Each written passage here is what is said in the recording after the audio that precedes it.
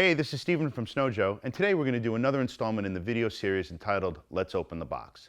Today I'm going to demonstrate for you how to assemble the SWJ802E. It's our pole saw. Let's open the box. Now that we've removed all of the items from the box, let's review each of the individual components. This is the body of the pole saw. Here is our owner's manual, our warranty card. Remember to send that in so you can activate your 2-year warranty. And this is a quick reference guide for how to assemble the bar and chain if you need to in the future. Here's your actual chainsaw. Here's our 8-inch bar. Here's your protective cover for once it's all assembled. This is your 7/32" hex key wrench and blade screwdriver. These are the safety glasses. Some promotional orders may not include the safety glasses. If for some reason your order didn't come with them, you should always wear the appropriate safety gear. The first step in installing our bar and chain is to pry off the cover. What you'll reveal is a nut. Again, we'll use the tool that was provided. We're going to take this off. Once you loosen it, you can then use your fingers. Put that aside. Next, we're going to lift the cover off. And then what we'll do is, to prep for this, we're going to loosen this tensioner pin. And you can just use your fingers to do that. The next step is to lay out the saw chain in a loop and straighten out any kinks. The sharp side of the teeth should face in the direction of the chain's rotation or travel. If they're backwards, we're going to flip them over. And as you can see here, that's backwards. So when we flip it over, now you can see when looking at this one individual tooth, they match up.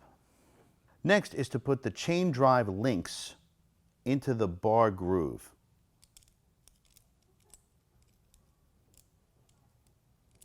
Now, remember, you're going to want to make a loop at the end. This is what's going to go over the sprocket.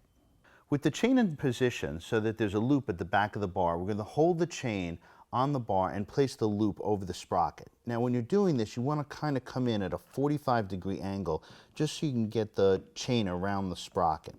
Then what you're going to do is get the bar and get it flush against the mount and make sure that the tensioner pin goes into this hole.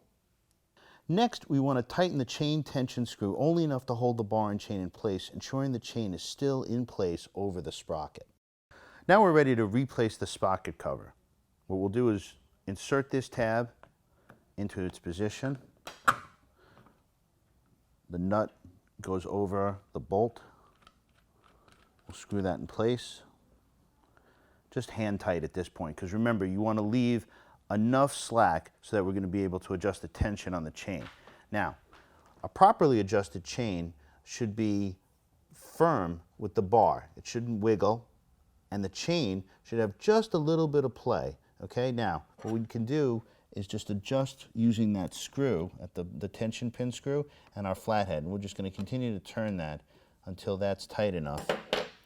And you can see that's exactly how you want that. So once that's tightened, then we'll use our tool. We'll come back, we'll tighten that nut,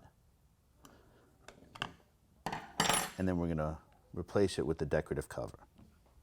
A quick tip is a cold chain is correctly tensioned when there's no slack on the underside of the guide bar.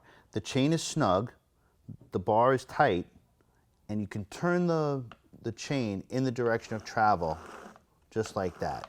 And you can see there's just a little bit of play right there. That's exactly how you want this to be. Now that we're done assembling our pole saw, the final step is to fill the reservoir with bar and chain oil. You can get this at your local retail or hardware store. I hope you've enjoyed this instructional video, and thank you for selecting SWJ and SWJ.